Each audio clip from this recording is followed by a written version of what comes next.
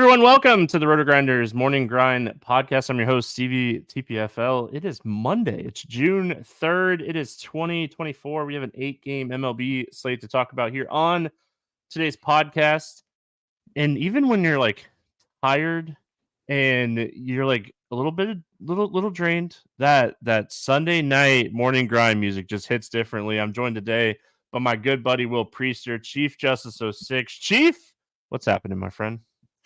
Nothing much, brother. Doing well. Glad to come on with you and talk about this slate. I'm going to tell everybody up front, I'm very thankful. This is not a 12 or 13 Monday slate. We got a nice little boutique, perfect slate for a Monday, 8-gamer. And so I am thrilled. Had a pretty good weekend. Steve, I've been so close to like some big stuff. Which had a pretty big last weekend. But I was close to a big weekend this weekend in WNBA, and 2 days back to back. One thing just got me, but all in all, Stevie, still a really good day. So super grateful, and always glad to come on and talk MLB with you. We got Dean, we got Derek, we got Yeezy. Yeezy hit a NASCAR hit. Congrats to Yeezy. That's awesome. Zach, what's up, chat? And I feel bad. I didn't have time to play NASCAR. I just didn't have time. And I hate it when it's like that because I always feel like this is probably the weekend I would have shipped it. Not because Yeezy hit, but you know what I mean. My core plays sucked. Just straight up. Like, okay, they didn't suck. They just didn't perform well after everything was said and done. Like, one of my core plays was Blaney, and he ran out of gas leading the race on the last lap of the race. Like, so he went from first to 24th on the last lap. And I also had an outright bet on him, and I had an outright bet on Christopher Bell, like, whose engine stopped working with 20 laps to go. So, like, okay, I'm giving myself a hard time, but the projections were on fire. There was a lot of good tournament hits today. Projections were crushing, so take pride in my projections for NASCAR, and they're really good today. So I'm happy when that happens. So that's good. I had a terrible cash game day, but tournaments kept me like just above break even, so I'm okay with that. Anytime you can have that. I had a bad betting day. Like, I say I had a bad betting day, Will, but like I literally had first and second outrights on first and second with 20 laps to go, and they were 6 seconds ahead of everybody, and I lost those somehow without any cautions. So I mean, it is what it is. It happens. Yeah. NASCAR is high variance, just like baseball. So baseball, gotta love it. What's up, Richie? All right, let's talk some baseball. Back in the groove here and getting things done on the baseball front. We get started with Milwaukee at Philadelphia. No total in this game, which I thought was kind of interesting. I'm interested to see if like Bryce Wilson does end up pitching in this game. It's Zach Wheeler and Bryce Wilson. Let's start with Bryce Wilson. Any interest here in Wilson for you? No. Yeah, I don't either. I mean, Philadelphia is a good team. This is a good hitter's ballpark. I just nothing for me here with Wilson. Let's talk Zach Wheeler on the other side of this game. Like, his strikeout rate is still, I mean, it's still elite. Like, he's still way above average strikeout pitcher. Swinging strikes around 13.7%, same as last year. Whiff rate around 27%, same as last year. Strikeout rates around 29%. So Wheeler's having a really solid season. It's a tough matchup. It's Milwaukee. This is not a team that we typically want to pick on a lot. Wheeler is an elite pitcher. We have a lot of options at pitching today. What are you doing with Zach Wheeler today?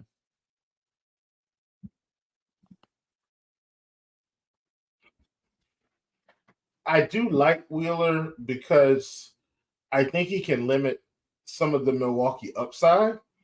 And I think I'm going to end up playing him because of the slate. So, like, when I look at the pitchers on the slate, generally speaking, both of the best pitchers aren't in great spots. They're in semi-rough spots. And so I think I'm just going to trust their skills, Stevie. And what I mean by that is I don't expect Wheeler to get 10 strikeouts in this matchup. In this matchup, I'm thinking get 5, have a mostly clean game, keep the ball on the ground, go 6 or 7 innings, and be in line for a win? And if so, I think that's how he gets to that 24, 25 point fantasy point performance. I don't think this is I don't even think he gets 7 strikeouts here, but I think he's a good enough pitcher skill-wise to limit Milwaukee's offense. And that's why I think I'm going to play him. But it's slate dependent. Yeah, I mean, I think if I had to rank like the top 4 pitchers today, Wheeler, Scoble, Rodriguez, Gore, I think Wheeler, considering price and matchup, would be 4th out of 4 for me. Like, where Zach Wheeler struggles is lefties, and I mean they're going to load this lineup up with lefties: Terang, Yelich, Frelick, Bowers, but they're still going to have some righties in there. So, I mean, the strikeout upside is already limited against a Milwaukee team that like the top 5 or 6 hitters are all like under 22, 21% strikeouts against right-handed pitching. So, I think I leave Wheeler on the bench today. But it's really tough because, like, I mean, the talent, right? Like, I'm not going to go out there and stack against Zach Wheeler today. I just think, like, overall, I don't have don't have a ton of interest in him because I think that, like, the pitchers in this range, even in tougher matchups, have a little bit higher ceiling because they're going to have a better platoon advantage. I think Milwaukee's going to throw 5 or 6 lefties. And now, okay, the lineup comes out and there's 5 or 6 righties. That changed my whole thought process on Zach Wheeler today. So I think like wait and see what the lineup looks like for Zach Wheeler today. Any interest in the Milwaukee bats?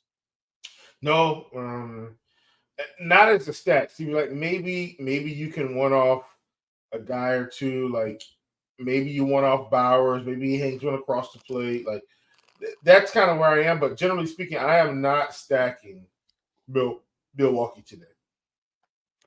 Yeah, I like Terang. He's gotten so expensive because of like his stolen bases and stuff that it's really hard to play him as a one-off anymore. I do like the upside from him, but I typically play him in like Milwaukee stacks. Like Yelich, I think Yelich is like a little expensive too in a really tough matchup. So like I don't want to play a lot of Wheeler, but I don't think this is a spot I want to play the bats either. I like the full stack Milwaukee. Like that's where you get your full upside out of Milwaukee because like you get your home run guys, you get your stolen base guys, you get your on base guys that are driven in by the guys that have the upside as well. So I like to full stack this team. Philly, like if it is Bryce Wilson, right? Like Bryce Wilson, he's not great pitcher, right? He's a 20% K rate guy. He really struggles with left-handed power bats. Like he can limit the damage to righties, but he really struggles with left-handed power bats. And you get 2 of the best left-handed power bats in baseball with Schwarber and Harper. Then you add in like Bryson Stott. You add in like a Brandon Marsh here. I could see myself using Philly as like a 3 or 4, maybe even a 5-man stack today. Yeah, I'm definitely going at least 3 on Philly. Probably going to end at 4 for me. You know what? I may end up with 5 for some of them. I'll see how my bill comes out. But I really like them today against Wilson. I mean, there's some other pitchers we're going to be able to attack as well. Don't get me wrong. Yep. But Philly's at home. You know, pretty good part for offense. And I think they'll be able to get to them. So I'm with you. I think they'll probably be a secondary stack for me. But all in all, I still like them a pretty good amount. I will say, too, like Brandon Marsh left the game on – I even made a note of this on my notes that he left the game on Sunday. If he's out, it probably leads me to, like, more mini stacks than, like, full-on stacks. Because, like, I do want that extra, like, left-handed power bat, and he's a 200 ISO guy against right-handed pitching. So, like, I really want to see him in there, but, like, hamstrings, you usually miss a few days, if not go on the IL. So, we'll see. All right, moving on. We got Mets and Nationals. 8.5 total in this game. The Washington Nationals, a 122 favorite. We got McGill and Gore facing off against each other. Any interest here in Taylor McGill? Maybe. Like, I think I will have some interest in McGill, Stevie. Like, Washington, there's more strikeouts in his lineup this year than there was last year. And he might give up a run or two, but I think he's got enough strikeout upside at 7,200 for me to consider him. I think he's going in the pool for sure. Yeah, I like the price, right? I Yeezy just kind of nailed it in chat. I don't know if you really have to pay up for a lot of pitching on the slate because we do have some really solid options. Like the one thing for me on McGill is I do expect a little bit of regression to his strikeouts so far through the first 3 games. Like this isn't a guy that is typically a big strikeout guy. Like last year, he was at 18.5. In 2022, he was at 25, and he's at like 31%. So there's going to be some regression. I looked into his stuff, and he really hasn't changed much. Like he's throwing his fastball a little bit more than he had last year. His velocity's up, which is always good. And he added a cutter. Like that's one of the things that he added this year is like he has a cutter now. So that's always good because like that helps you with lefties. Like when you're a right-handed pitcher and you can throw a cutter, it's going to help you with lefties. And that's why I feel like his numbers have improved against lefties so much this year is being able to attack left-handed hitters with the cutter. So, and we should mention like Abrams is banged up right now. Like if he's not in the lineup, that's one of the best hitters in this lineup. He's dealing with a shoulder injury. So no Abrams. I mean, if this game was in Citi Field, I'd have a lot of interest in the pitchers. I really have a lot of interest in Gore on the other side of this game. Like, Mackenzie Gore has big time strikeout ceiling. We've seen it here recently, and I don't think it's fake. I really do think like Mackenzie Gore has good stuff. I think like he's capable of generating like a 27 to 29% K rate on a normal basis here. Like he has good pitches to attack hitters. Like, what are your thoughts here going up against the Mets? Yeah, love Mackenzie Gore. The thing about it, Stevie, he's been a strikeout guy mostly in the majors now. The question is, was he also going to give up the runs with the strikeouts? Like it's the walks, man. It's the command. Like so if he's going to pitch well, I mean, and really, Stevie, he was a guy I kind of started noticing in spring training. Like he was pitching a lot better to me, just like the eye test, and the strikeouts have been there at 9K. I'm with you. I like Gore a ton. And he's definitely on the list for me on this slate. Yeah, he's on the list. His strikeout upside is too high not to have interest here at 9K. The thing is, like, he can have those days where he has bad command, but the good thing here is like the Mets have one of the lower walk rates in baseball against left-handed pitching this year, so that kind of helps him as well. Let's talk about the bats. Anything here on the Mets side that you would play against Gore? I mean, look, I'll always one off of Pete Alonso. I don't hate Marte. I don't hate Lindor, but like generally speaking, I'm not stacking the Mets. Stevie, let me just say this: I'm committed to avoiding the Mets most of this season. And whatever day they score 10 to 12 runs, I'll live with it. But I don't mind Alonso, Lindor, or Marte. Yeah, the only other name that I'll throw in there is Vientos at 3,500. He has pop. I think he has 4 home runs since getting called up. I think he's only played like 16 or 17 games, so he's shown really good pop since being called up. 385 ISO against left-handed pitching, 540 WOBA, 28 at bats. So it's really solid. Really small sample size, but really solid. Anything here on the Washington side against McGill? I'm not really going to play Washington. I understand like you could plug in some of these cheap bats, but I'm not playing them, Stevie. Listen, there's some offenses we're about to get through that I love. So even though it's an 8-game slate, I'm going to fade them today. Yeah, I mean, like last year, we would play a lot of lefties against McGill, but like seeing his increase in like splitter and cutter usage against lefties and like how well it's actually performing with him. Granted, it's 3 games and like you got to pump the brakes a little bit, but like look at the teams he's done it against. Those are 3 good teams with lefties. Cleveland, not the best, but they have some good lefties. But Milwaukee, that's a team that has really good lefties, and then he just did it against the Dodgers. So like I want to at least be like recognizing the fact that like maybe he's actually fixed his issues against lefties and that's going to help his issues against righties. But yeah, I mean, so far so good for him. So I don't think I'll play Washington today. Yeah. Baltimore at Toronto, 7.5 total in this game. We got Rodriguez and Gausman, and Baltimore is a slight favorite here. Rodriguez, any interest in him going up against Toronto?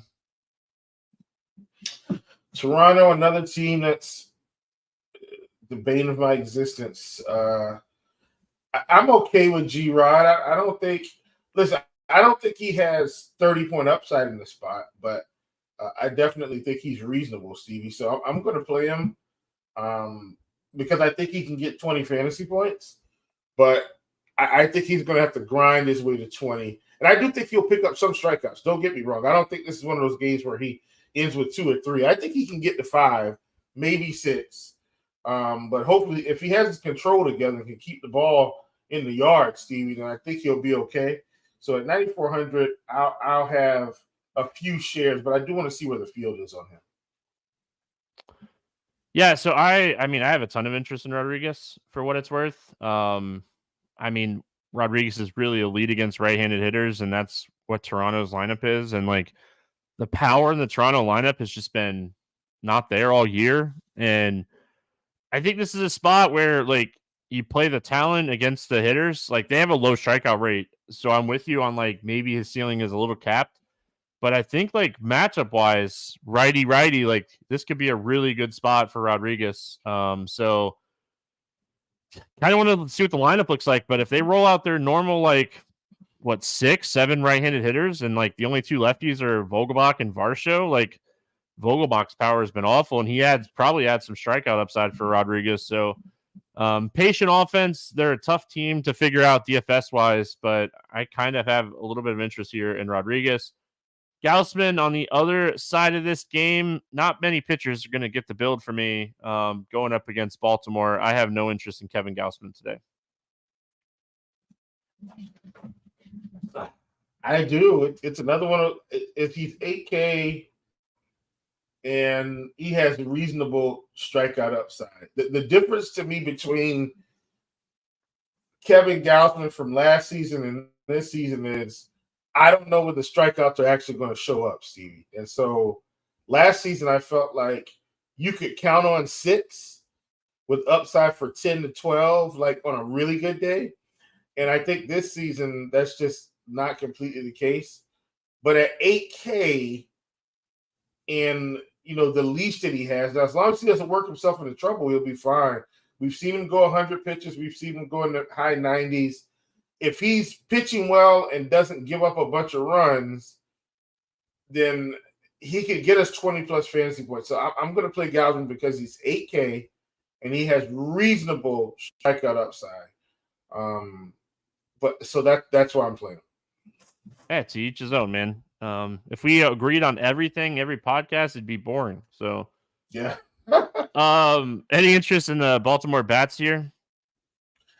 With that being said, I think mini stacks of Baltimore is the way I'm going to go because he could absolutely get blown up here. Like this isn't one of those spots where, Gausman gets out of this thing clean, maybe. So I'm for sure going to be on hedge life against Gausman today with some Baltimore stacks.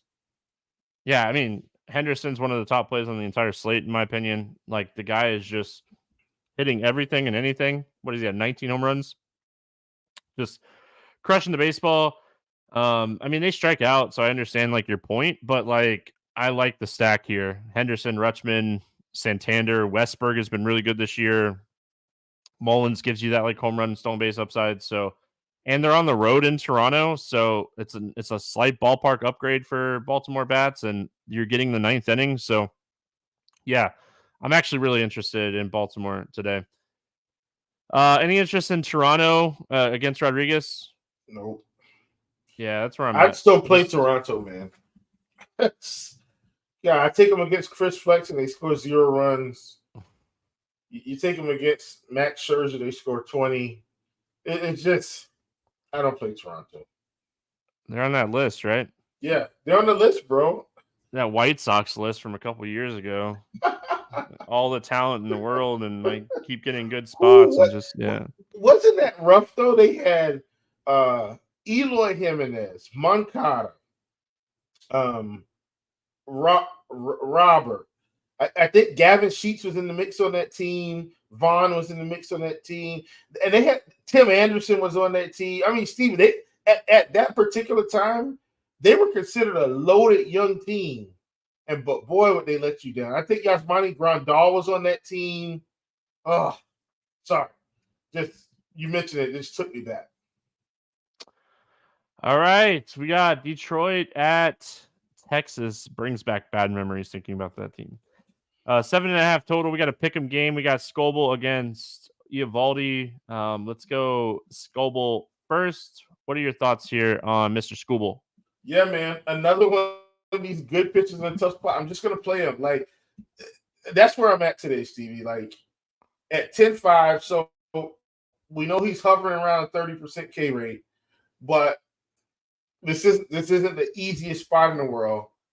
But I have to not care. I'm trusting the skills. And so what that means for me today is I'm basically hoping BABIP is in our favor today, Stevie, with Screwball and Wheeler.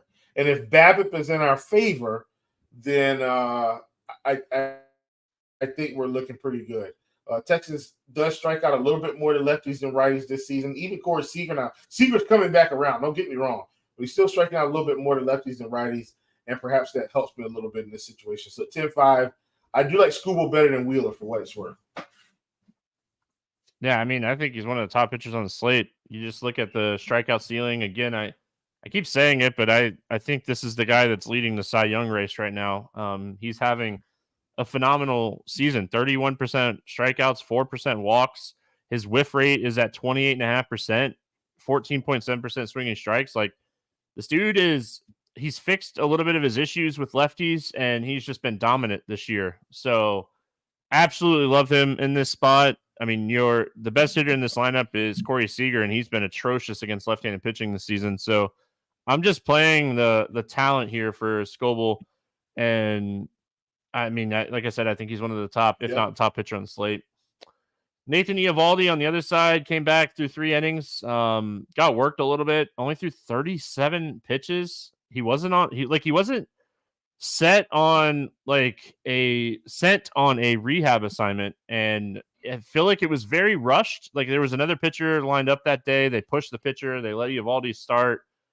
It was almost like he went out and threw a bullpen session, 37 pitches. I've thrown bullpen sessions that are longer than 37 pitches or live at bats. Like, I don't know what to expect out of him today as far as pitch count. I wouldn't be shocked if he throws like 60. I wouldn't be shocked if he throws like 90. I hope we get some kind of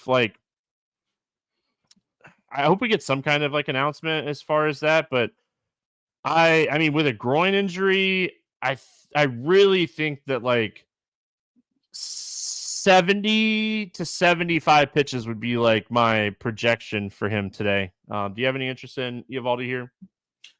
I'm just going to fade him, Stevie, because right now I don't know. Now, like you said, I'm almost positive, but we could probably dig up something on Twitter sometime between, I'd say, 11 a.m. and 4 p.m., Stevie, 8 Eastern Standard Time. I'm sure we can probably find some news about how they're going to handle him. But as of right now, I'm just fading because of pitch count. Stevie, obviously, if we knew Eovaldi was going 90 pitches today against Detroit, like we just hit the lock button and move on. But I don't know that. And I can't assume he's getting a full workload when his last start was 37 pitches, which I'm sure he's thrown some sessions since then because, to try to work himself back in. But I can't do it. So I'm going to take the fade. Yeah. The first day, you don't really do much. The next day, you kind of throw a little bit. And then, like, the third and fourth day, one of those, depending on, like, your days of rest and, like, who you are, you'll throw a bullpen. But, I mean, if he's only throwing 37 pitches, like, they could have very much treated that as, like, a bullpen start. And he could progress a little bit. Like, I just don't see him throwing 90 pitches. Yeah, I would be shocked. Like legitimately shocked if he threw 90 pitches. I think he's going to be in the 75 range. 75. Yeah, for what it's worth with you. I'm with you. I think 75 is his max. Because it was a groin and like he missed almost a month. And I'm like groins, there's not much you can do throwing wise with groins. I don't know if people know that or not with pitchers. Like it's one of the worst like non-arm injuries you can have as a pitcher because you push off so much as a pitcher. Yeah, I mean overall if we get some kind of news, I do like the spot. I think he has some upside. But if we don't get to some news, there's better pitchers like that we know the roles for today. Let me ask you this, Stevie. I've got my point where I would play him. My point where I would play him is they say he goes 80 to 85 pitches. I think I play him at 7,600 at that point.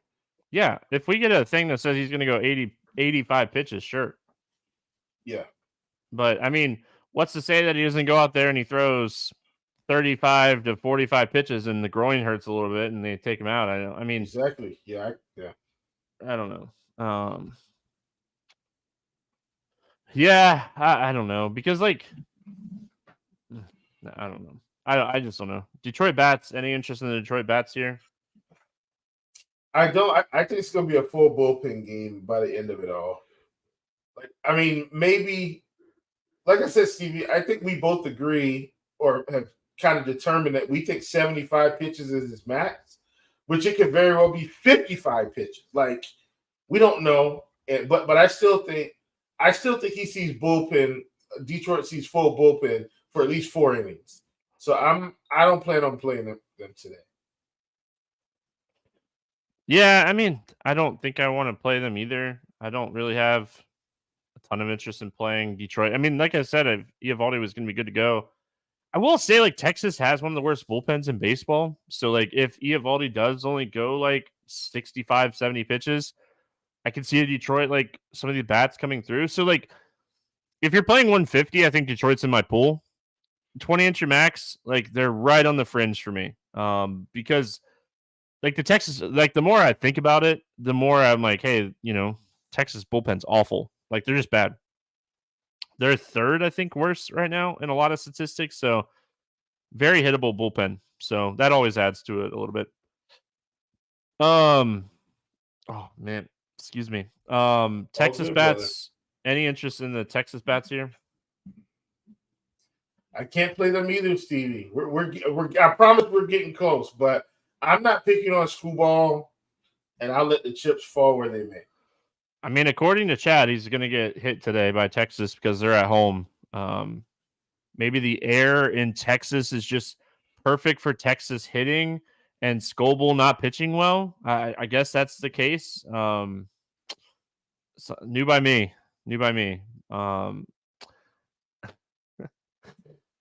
St. Louis at Houston. We got Kyle Gibson and Justin Verlander, 8.5 total in this one. Houston, a 164 favorites. Any interest here in Kyle Gibson? No.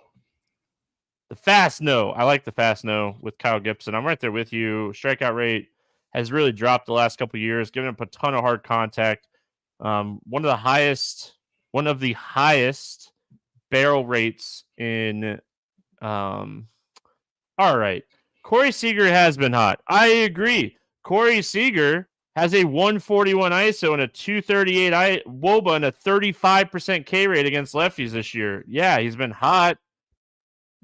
Anyway, all right. Sorry. I like the YouTube chat. They get me riled up sometimes. I'm not playing Kyle Gibson. Let's check Justin Verlander. Any interest in Verlander here going up against St. Louis? St. Louis starting to come around. Don't care. Verlander's getting played today at 8,800. Period. This team could fall off of a cliff. And Verlander's at home. And once again, Stevie, I'm not crazy. His last couple starts, he was pretty much almost at 30 fantasy points against Oakland and Seattle. And he did put up over 30 fantasy points against Detroit. Guess what? 3 of the best matchups he could have had.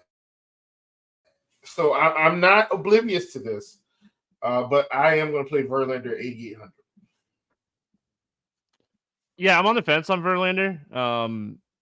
Ownership wise, we'll see what his ownership is. I like Gore more. I like Rodriguez more. I like some cheaper pitchers more. He is still a Hall of Famer, right? He just came out and dominated Seattle last time out, we all kind of expected it. But St. Louis has been a team I've picked on all year. I just feel like this is a team that's hitting the ball a little bit better recently. I feel like they are going to potentially give him. I mean, everyone though, Gorman's hitting better, Goldschmidt's hitting better, Ornado's hitting better, Carpenter come back and he's hitting, Burleson's hitting better. like they're still striking out, but they're making hard contact. And like Verlander's a guy that can give up some home runs. So I'm on the fence. Like if Verlander's going to be popular, it's an easy like stay away spot for me. If he's going to be lower owned, sure. I mean, I could get behind playing him a little bit. Let's talk bats. Any interest here in the St. Louis Bats? Maybe some one-offs, but I'm not really playing St. Louis either. I'm not worried about them. Yeah, I have some slight interest in St. Louis. Like when Verlander has struggled over the last few years, it's been like lefty power. And like that's where the guys I want to play, right? I want to play Burleson. I want to play Gorman. I talked about this a lot recently. Gorman has he had a 293 ISO in May after being at like 120 something the first month and a half of the season. So he has been fantastic just in general. And like, I think this is a good spot for him. He's either going to strike out or hit a home run. So the middle half of this lineup, like Burleson, Goldschmidt, Gorman, Carpenter, Wynn, like I don't even hate Wynn if he hits leadoff. Like he's a guy that can run. So I think the Cardinals are like one of those cheap mini stacks you could play today and feel somewhat good about it. With like Edmund and Nootbaar going on the IL and Donovan banged up, like we might get Wynn hitting leadoff, and he is 3,300. Like he's a guy that can steal multiple bases in a game if he gets on base. So yeah, I don't hate that. I just don't hate them because they're cheap. Houston bats. Love Houston today. One of my top stacks on the day, getting them against none other than Mr. Kyle Gibson, Tucker, Alvarez. One of my favorite hitters from this team this year, Stevie. Jeremy Pena. Bregman's been hitting better. Altuve should be leading off. We're going to get Yanier Diaz, I hope, hitting. Like I think this is a great spot for Houston. And outside of Tucker, Alvarez, and Altuve, pretty much everybody on this team is pretty much right at 4K or a little over or less. And so I think Houston is a top of the top stack today. And this is why I don't mind, fading some of these offenses. And once I know Houston can come out and score 0 runs, but I don't think that's the case today, man. I think they put some runs on the board here, and I really like them against Gibson. Fantastic spot. I mean, this is just a spot you're stacking up Houston at home. Teams are better at home always. Obviously, the air is better to hit at home than it is on the road. So you got to play teams at home. People that are listening to the podcast form without being in YouTube probably have like, what is this guy talking about? Yeah, I mean, I like Houston a lot. I think this is a good spot for them. Gibson's a guy that his strikeout rate has really dipped. This team's going to make a lot of contact. Anytime you get a high contact spat like this, it's just really about variance. Like, is the BABIP going to be good? Are they going to, make the contact that they need to hit home runs and stuff? But there's going to be a lot of contact here, and these are the types of spots you want to play. Cincinnati at Colorado. We got Coors. 10.5 total. Cincinnati a 136 favorite. Andrew Abbott against Ryan Feltner. Let's go Abbott first. Any interest here in Andrew Abbott?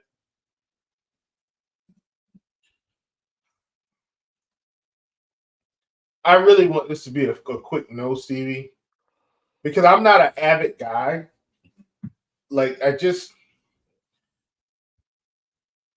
But it's Colorado. I know they've played well or better. I'm willing to roll the dice on Abbott, even if he doesn't get all the strikeouts. He's got a long enough leash. He's been able to crank out, 6 and 7 innings here recently. I think he goes at least 5 in this spot. And if he doesn't catch a beat down in those 5 innings, he probably goes 6. So at 6,800, I think I'm going to play the Coors discount on him. It's an ever so slight discount from where he was the past few starts, but I think I'm going to take it. So my concern, I originally had the same thought as you. As oh man, Rockies. I want to play pitchers against the Rockies, and I originally was like, oh, we get a Coors discount on Abbott. It's the guy that's usually right at 8K, a little under 8K. My concern with Andrew Abbott here is he throws a lot of pitches that need to move downward. And when you're pitching at elevation, like in Coors, you're not going to get the same type of movement downward as you are at sea level. I mean, it's facts. Yeah. It is It's science. Like, that's my concern, right? Like he needs his changeup, he needs a sweeper, he throws a curveball. His least amount of pitch that he throws is a slider. So he's going to throw 3 or 4 pitches that move downward, and he's not going to get the movement he needs on his stuff. So I'm just concerned about that. Like, I kind of have interest in the Rockies bats today because, like, he doesn't have like that good, like, side to side pitch, like a sweeper. Sure. But sweeper still, like, it's like, I mean, overall it's still like it's a side to side, but it's down. Like a sweeper is kind of like a in between slider curveball type pitch. But I'm just worried about the pitch mix for Andrew Abbott today in Coors. I get it. I love playing pitchers against the Rockies. Don't get me wrong. Like, he's 6,800 against the Rockies. Like, sign me up anytime. But I'm worried about his pitch mix. That's all. And I can tell you for certain I'm not playing Feltner against the Reds and Coors. Yeah, never. That's just not happening. not gonna happen today. For sure. Let's talk bats here. Feltner, below average strikeout pitcher, gives up he just really, really, really struggles with lefties. Load up on the Reds. I mean, I know you're not like a huge Coors guy. I would play the Reds against Feltner in any ballpark in baseball. Yeah, absolutely. Stevie, and look, I try to make adjustments when I need to, and today's one of those adjustments, right? Like, slightly smaller slate. I don't like enough teams outside of Coors to keep as much diversity as I want. So, like, I like Philly. I don't really like Milwaukee. I don't really like the Mets or Washington. I'm okay with like some one-offs, a couple guys from Baltimore. Okay, like, you know, like I don't like enough teams in terms of a full stat. I'm going to be playing Cincinnati today. I think this is a great spot against Feltner. They're expensive, Stevie, but it won't matter because we've got some cheap pitchers that we can play. So once again, I know my thing is I usually fade Coors, but that's on a much bigger slate with a lot more offenses to support it. I don't have enough offenses that I like overall to support me fading Coors all the way today. So Cincinnati, man, I'm probably going to be loading up here with this team. I mean, all of these bats are going to be in play against Felton. What's crazy, right, is like Cincinnati's expensive, but the other side of this game, the Rockies are somewhat cheap. Yeah, like which has been typical this season anyway. Yeah, like McMahon is expensive, Tovar is expensive, and Diaz is expensive, but everybody else is under 4,500. Like, Doyle at 4,300 is a fantastic play. If Hunter Goodman cracks the lineup today at 3,800, I have interest in him. Bouchard at 3,500. I mean, yeah, like Montero is 3,300. I mean, again, like Abbott's pitches are not going to be, I was just gonna say, like, Abbott's pitches are not going to be as good as they normally are. So I really like the Rockies today too. I think this is gonna be a high scoring game. So it'd probably be like 3 to 4. Yeah, I hope it is. I do plan to play them, and I once again, Stevie, with this slate, as much as I talked about, liking Gausman, I said I would stack Baltimore and go hedge life. I'm going to do the same thing against Abbott. I'm going to go hedge life on Abbott. But the more I think about it, I might just fade Abbott, Stevie, because I don't like playing a lot of pitchers anyway. I think I'll fade Abbott. McGill may be my cutoff because I do think there's one more cheap pitcher we can play. Sorry to retract my statement, guys, but I'm just going to go ahead and get that out there. I am going to fade Abbott here because I'm not an Abbott truther anyway. McGill, I think, is where my cutoff is, and I'll probably also play some Waldron, but we'll talk about him later on. I sold Will with my analysis on his pitches. Listen, that's what I do, right? Yeah. Chat said, is this the first game in Coors? It is. This is the first game in the series in Coors. I don't typically love the first game in Coors, but no chance, man. The weather, I just looked. Somebody in chat said the weather's going to be good. They're getting Feltner, though. It's not like they're getting old John Gray or Terman Marquez when he was good. They're getting Feltner. Yeah, and like somebody in chat was like, "Oh, the weather is going to be good in Coors tomorrow," so I went and looked, and it's going to be like 85, like just like Oh great boy. hitting conditions in Coors. Like, yeah, it's hard to get away from Coors today. They fail, they fail. We move on the next day. That's how I'm at it. I like it a lot. Waldron, Anderson, Padres, Angels, 8.5 total. The books are starting to books are finally starting to respect Matt Waldron a little bit here with the Padres a favorite on the road. Any interest in Waldron in the knuckleball here? Yeah, absolutely. Got some interest. 7,400, Stevie. In a spot against the Angels where he will be able to pick up some strikeouts. If he can keep the runs under control here, I think we'll be good. Stevie, for whatever reason, every good pitcher in America failed this weekend. I'm talking about like the aces. Like Chris Hill goes out against Oakland, catches a beat down. Freddie Peralta goes out against the White Sox, catches a beat down. Hopefully that phase is over. Matt Waldron, I'm not saying you're an ace at 10K, but go out and do your job against the LA Angels, please. Yeah, I mean, listen, when you have a knuckleballer, you have no idea what to expect. He could walk 4 guys and not strike out anybody. So, like, you're always concerned about that. But, I mean, like, he's been blown up, what, once or twice this year? Maybe 3 times? Like, the upside is there for 7,400. Like, I have a feeling, Will, this is the last time we get Waldron under 8K for a while. I feel like he's had so many good games recently that this is the last time we see Waldron. And like, if you're an MME person, whether you play 20 or 150 or you play 100 in the $1, whatever you do, like if you're an MME person, like there's always merit to stacking against Waldron because if the knuckleballer or if the knuckleball isn't knuckling, then you never know what's going to happen, right? But he's limited home runs this year. He's done a great job with strikeouts. He's pitching really well. Good for him. Good for him. He's accepting the knuckleball. Like last year, he was a knuckleballer, but he didn't throw it as much as not even close to what he's throwing it this year. Tyler Anderson on the other side of this game, low strikeout matchup against the Padres. Any interest here in Anderson? Nah. I mean, they are gutless. Gosh, they are one of the most frustrating teams, man. Anderson's almost 8K now, too. I know. I don't want to play Anderson today. I think it's just a low ceiling spot. I think there's better options just overall today. So no real interest in a guy that has a 17% K rate against a team that has a strikeout rate of 20%. He's been picking up 20 fantasy points. Yeah, so he's been picking up 20 fantasy points, Steve, with 4 strikeouts.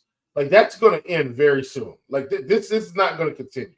So I can't play him. It might continue against the Padres. To be fair,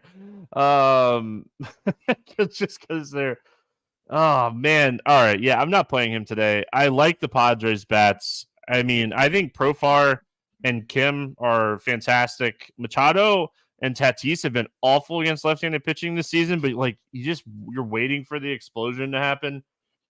I don't mind playing the Padres. The 2 players that I really like here are Profar and Kim. They're not overly expensive. I think their price tags are fantastic. Maybe some cheap bats in the lineup here, but yeah, I mean, overall, I'll probably play 1 to 3 Padres if I was playing them. They're not a full stack for me. They're probably not going to be a full stack very many times this year. Yeah, I do like the Padres. I keep playing them against my better judgment, Stevie. Why do I keep playing them, but I give up on Toronto? I don't know. Maybe it's the name value that keeps tricking me or suckering me. Although Tatis did come through for me here, I think one day last. I think it was it was Saturday. Yeah, it was yesterday. Tatis came through for me. So at any rate, I like Tatis. I'm with you on Profar. I'm with you on Kim. I do plan to play these guys for sure. Angels bats, they're like a stacker fade for me. Like I said, like with the knuckleball pitcher like Waldron, I think that you could potentially stack them and just that's how you would approach them. I don't think you're playing them outside of that. Yeah, I'm not playing the Angels. Yeah, and again, like it's not by any means, it's not even close to like my favorite spot. I'm just saying. All right, we finish it out with San Francisco at Arizona. No total in this game. We don't really have a official starter yet for San Francisco. I've read multiple places say that it's likely going to be Spencer Howard. But the last time they pitched Howard, they pitched 2 guys in front of him and then like let him throw 4 innings like in the middle. And then we have Nelson on the other side of this game. If Spencer Howard starts, like if he is announced the starter of this game, any interest in him at 6K? Oh, might have lost Will. Well, I'll answer. Thanks for asking, Stevie. I mean, overall, I don't want to play Spencer Howard today. I don't think he'll go too deep into the game. Again, we talked about him last time out as far as like he had been pitching a little bit better in the minors.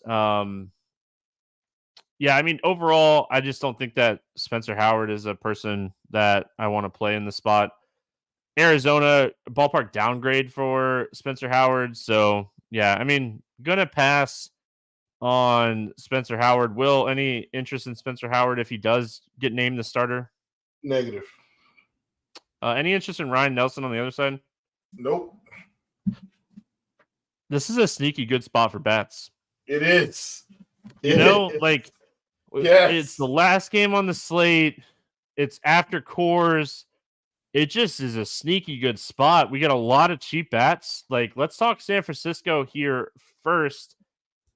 I mean, overall, well, we should note that like Conforto started a rehab assignment on Friday. He might be back. Like, they don't typically make those guys play more than like 2 or 3 games. So like that would be a bump to this lineup for Conforto to be back. And then like Soler is 4K. I know we like him more against lefties, but ballpark upgrade, big power Soler.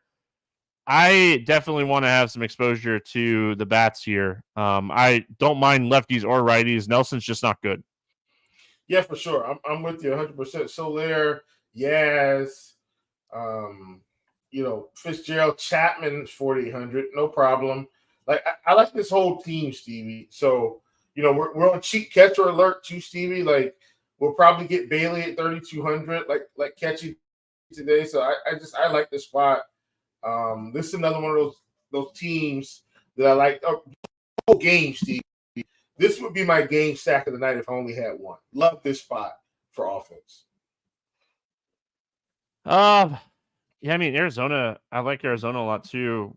It really just comes down to like who's pitching. Do they start a lefty, bring Howard in again later in the game? So just got to make adjustments here. But yeah, I mean, gosh, if it's Howard starting this game, Peterson at 4,200 is phenomenal. Gurriel is 3,900. I know he's cooled off, but like recently he's starting to hit the ball. He's just not hitting with a ton of power. I mean, I have a lot of interest in the Arizona bats in this spot. Yeah, big time, Stevie. Like you talked about, the prices have come down significantly. I know Carroll hasn't been hitting as well, but 4,400, 42 for Ja, 39 for Gurriel. Blades, if he plays, he's cheap. Suarez is cheap. Marte's under 5K against Stevie at 4,900. Walker's at 5. Moreno's at 3,200 or Barnhart. I'm assuming Moreno's in. I think this is both of these teams are cheap, Steve, and this is one of those spots where I think you could get in a Screwball and a Rodriguez or something to stack this game, or a Screwball and a Gore, like however you want to play it. I love this game. I think the prices help us, Stevie, to just be able to be really creative with our lineups. One of my favorite spots of the night. All right, let's play the morning grind game, and then we will get out of here. Under 8K to get 6 or more strikeouts. Who do you got today? I think we have a couple of options, Stevie. I'm going to go Waldron. Yeah, I like that call a lot. I mean, that's obviously who I like. Give me Taylor McGill at 7,200. Over 8K to score under 15. Who's your bust today? I don't think we have a whole lot of options for what it's worth, Stevie. Even though I like Gausman, I think he's the most likely candidate. Even though he's right at 8K, he feels like the most likely candidate to go under 15 if I had to pick one. Yeah, I mean, Gausman, I mean, I wrote down Verlander, so I'll go with my initial thoughts on Verlander here. So that's who I wrote down. Over 4K to hit a home run. Who's not in Coors going yard for you today? There was a couple guys, Stevie, but as we were going through, this is a guy that I mentioned. It's one guy that I said I would play, and believe it or not, I'm going to go with Pete Alonso against Gore at 4,800. I like him today. To send one out of the park. I'm going to go to my boy Bryce Harper. He crushes the ball at home. He's a huge home road splits guy. And after all the jokes that we've made on the podcast today for being a home road splits person, I think he's hit 11 of his 14 home runs at home. I mean, it's a really good ballpark. That ballpark was built for, was it Ryan Howard, the lefty first baseman? So Philadelphia built that ballpark for Ryan Howard to hit a bunch of home runs. So, yeah, I mean, Bryce Harper, fantastic spot against Bryce Wilson. Give me Harper today. Under 4K to get 2 hits, not in Coors. Who's a cheap bat that you like to get some hits today? Ooh, under 4K, not in Coors. I did have a guy in Coors that I really liked. Give me. There's a lot of hitters in Coors under 4K for what it's worth. Yeah, like, he was 30. Oh yeah, I'm going catcher here. Yanier Diaz from Houston, Stevie, against Kyle Gibson.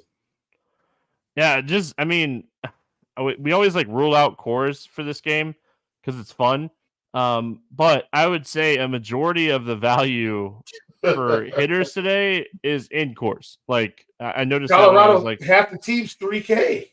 Yeah, it's wild. I'm gonna go Gary L from Arizona. I pointed him out when we were talking about that game. 3,900. Like the spot for him. Stack to score 6 or more runs. Who's getting the job done today? I talked about some of the teams that I like, Stevie, but we're gonna go all the way to the end of this game. Give me San Francisco against Arizona today. Yeah, I like that. I like that call a lot. Yeah, I mean, when we roll out Coors, it's tough. I mean, I don't want to say Houston. I think they're clearly like the team you're stacking when you're outside of Coors. So that's why I didn't say them. I'm gonna go a little. I mean, I'm just gonna go a little different today and say Philadelphia against Bryce Wilson. Let's go to the betting portion of the morning grind game. Is there any player props or pick'em plays that you like here? Yeah, I think we're going to be – we might end up on the same one. I'm not sure, Stevie. No, I don't think we will. You can get this guy plus money right now, which is why I like it so much. Let's go Tyler McGill over 5.5. You give him at plus 132 at bet 365. And then on DraftKings at BetMGM, you can get him at plus 130. Yeah, so I'm going to go to Taylor McGill as well, but I'm going to go over 16.5 outs at Bet365 at minus 125. Like, his pitch count has climbed in each of his starts.